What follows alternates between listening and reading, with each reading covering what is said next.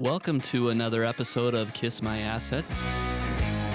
The transparency, the openness, the communication is more than you could expect. I'm sold. Don't let the fact that you don't know something or don't know enough about something hold you back. I knew I wanted to invest. What better way to invest than to invest in what I already know that I love, which is real estate. It was initially the 12% return, but it quickly turned into the people. All right, we're back here with another episode on our podcast, Kiss My Assets, and happy to have John come on today. We have exciting news. We just released a venture on 12th Place, which is our latest offering.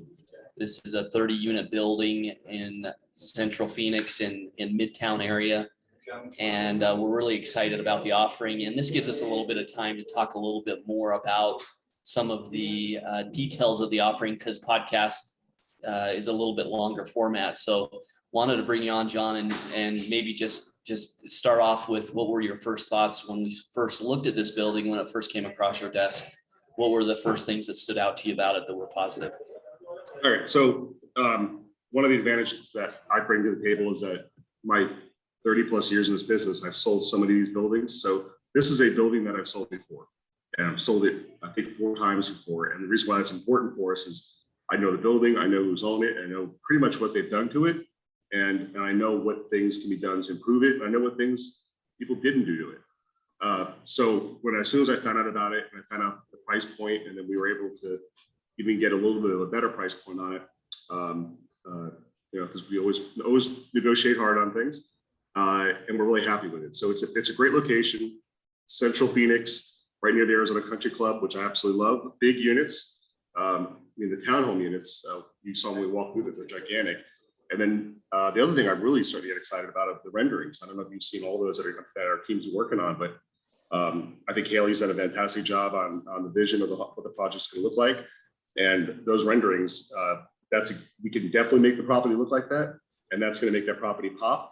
And because we always do a great job on the projects, but this is really going to shine based on the way that the concepts we've come up with. Yeah, one thing you mentioned early on is that I think you sold this to a former professional baseball player, basketball player. We won't say which one, but you've traded this property before. You've been involved in transactions around this property. So when it came up, you knew exactly where it was and some of the details about it, that when you're looking for other properties that you have no basis in, no line of sight, no line of sight. So it helps. I mean, here's a really good example of this one. Friends of mine bought this property in 2011-ish, and they bought it at a foreclosure auction.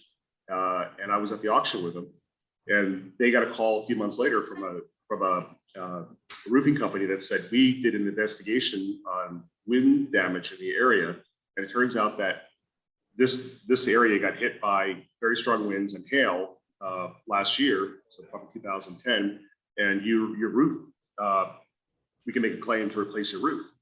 So I know that roof is 10 years old because they just put a new roof on that 10 years ago, and sure enough, we looked at it, we're like, yeah, it's a really good looking roof. Probably 25-year shingles or 30-year shingles on that building. But that's stuff I knew about it. And there's a bunch of other little things like that too, about the way the property's put together and some of the flaws and the way that it never worked right. But it's a great project, and I'm really excited about it. And here's the other thing too. I say this a lot about our properties. I love when we buy a property that hasn't been touched very much by previous owners. Generally, not everybody's a really good contractor, maintenance person. So we buy properties. I like ones that haven't been touched. Like Central was owned by the same owner for 40 years. He did upgrades and renovations, but mostly repairs. It gives us the opportunity to come in and really do a good job on it. And the same, so we don't have to undo what other people did to a property and fix problems. We start from scratch. The same with this property. The same owner's owned it since 2012, so it hasn't gone through iterations and half fixes. Now we can go in and go, great. We can just completely redo things and make it look as good as we can. And one of the things that I noticed about it once we got some of the diligence materials is the rents are very low. They're $975 is the average rent. And even though the property isn't renovated, that rent is well below the market for a non-renovated property. And based on our comps, an unrenovated property should be more around $1,250, $1,300 for a non-renovated property. So it's already below the market without renovating it.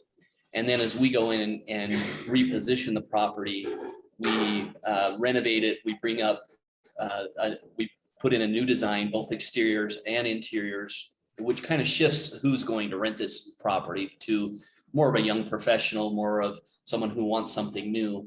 And that was the other thing that I think was appealing to this about this property that you brought up is where it's located, adjacent to downtown and the hospitals, the law firms, and close by. Kind of talk a little bit about why you like that part of it.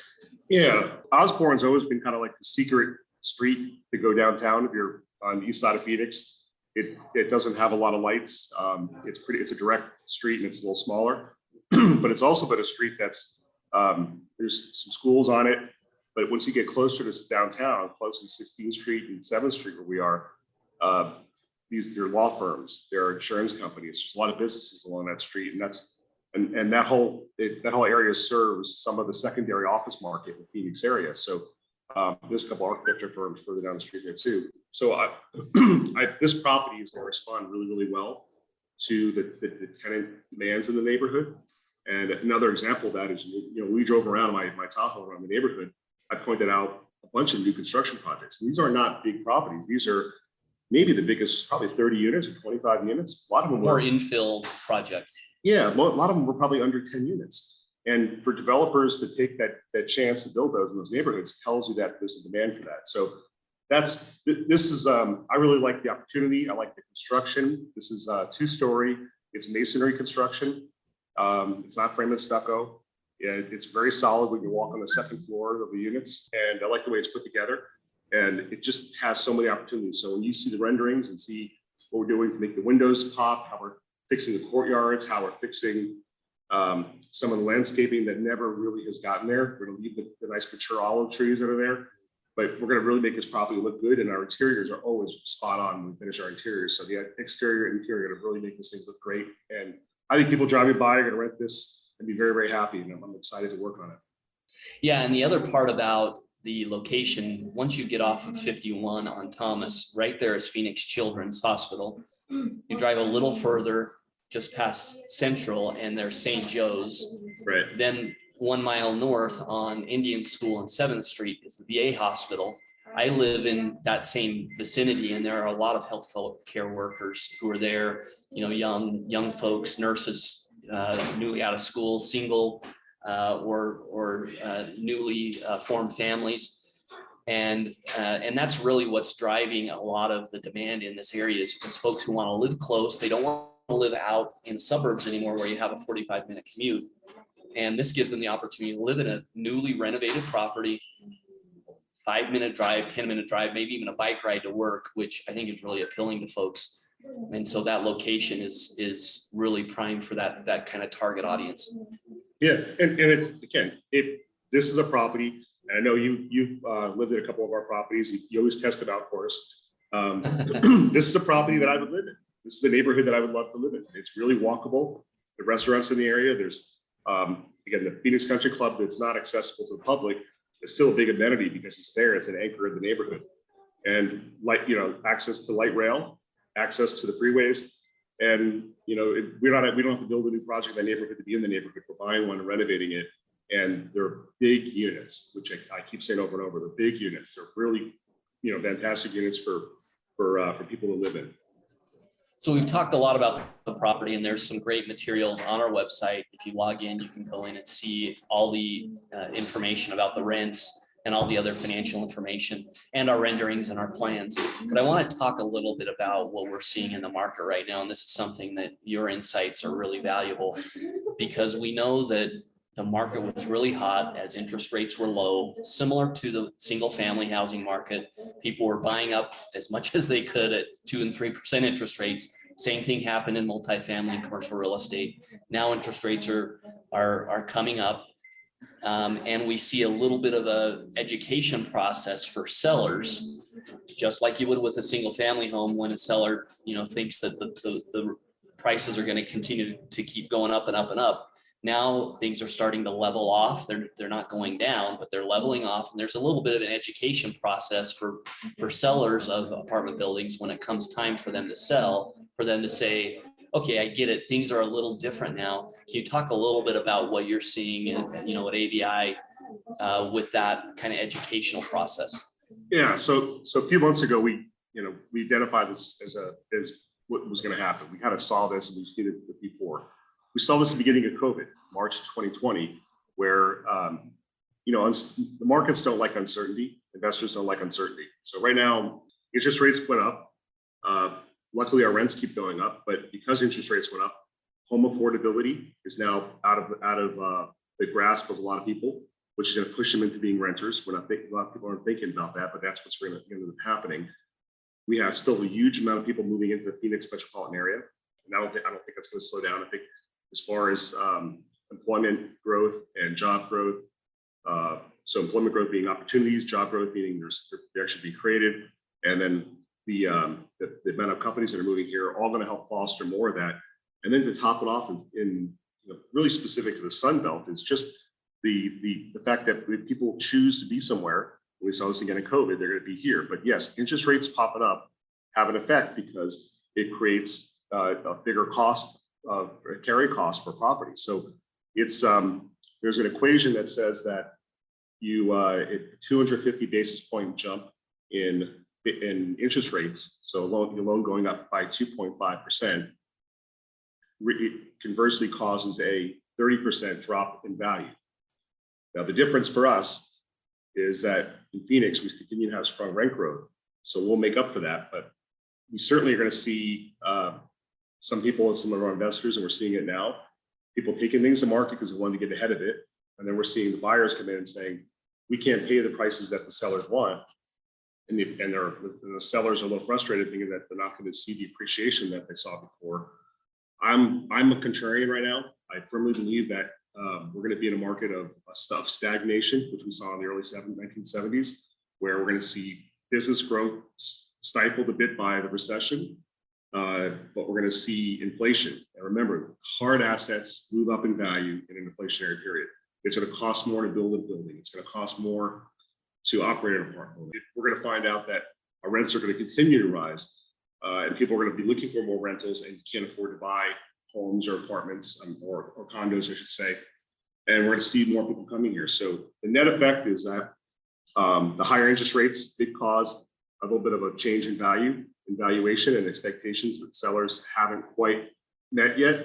And the buyers are coming back saying we need a little bit of a discounted price. But I think net, we're going to see a much better result in the Phoenix and the Sun Belt areas because of our rent growth.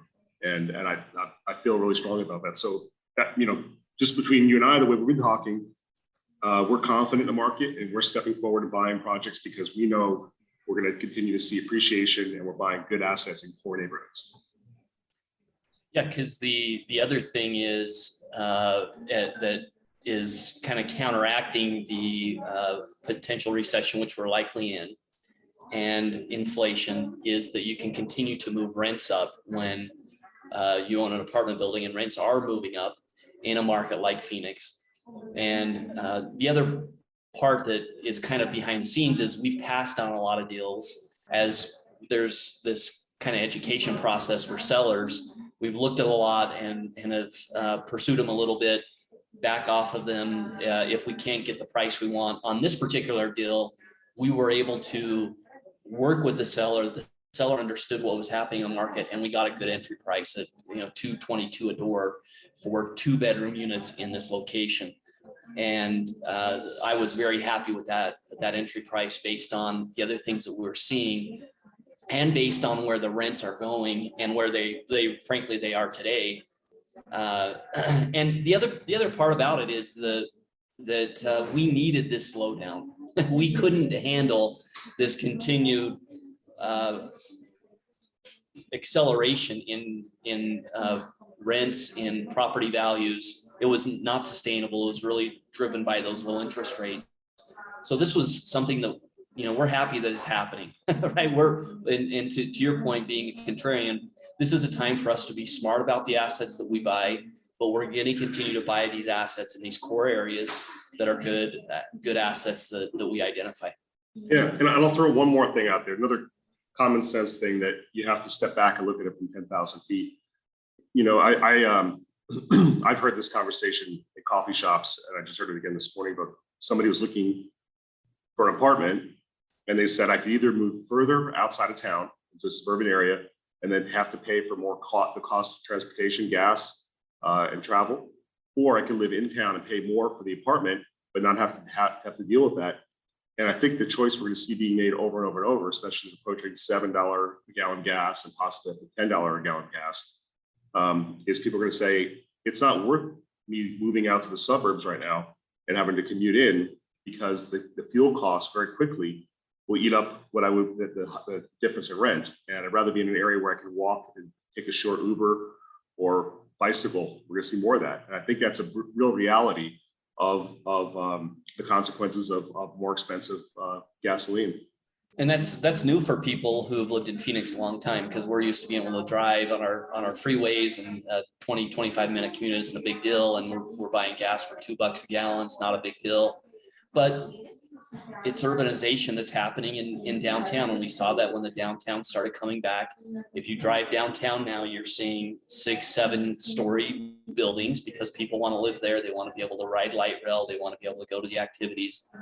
I'm one of those people. I lived in Scottsdale when I first moved to the Valley, and I wanted to be closer to stuff. I didn't want a long commute.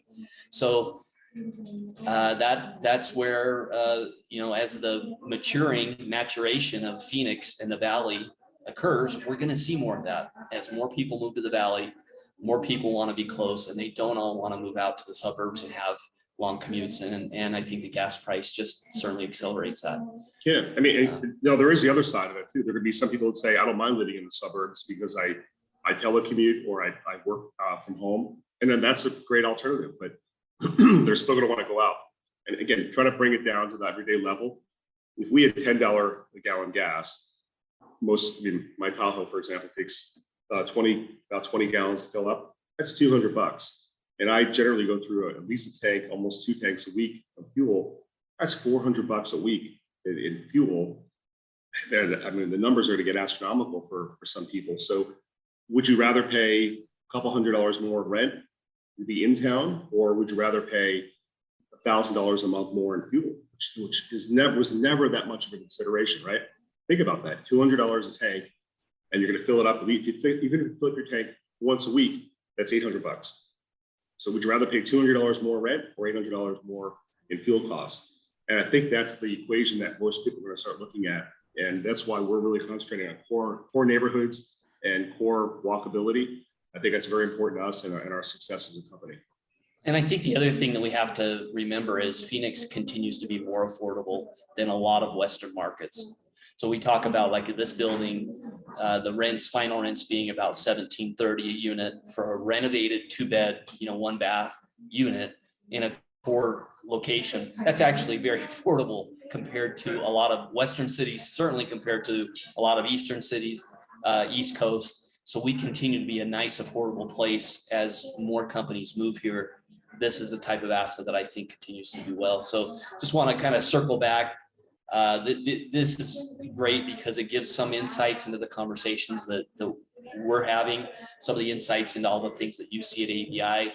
AVI continues to be the #1 seller of apartment buildings in Arizona. I think you guys just got that award again. So you're seeing that transaction flow, and that's a big advantage that goes to our investors. This project is one that we've waited for, because we passed on a lot of ones that we got close with. We've dated a lot before we decided to get married. And on this one, it made all the sense in the world when we got that price point with these larger units in this location. So very excited about this project. Thanks for spending some time and diving into this, John. And we encourage everybody who's listening to go on our website, take a look at the property, venture on 12th Place. All the details are there. Watch the videos, and look forward to having your participation with us.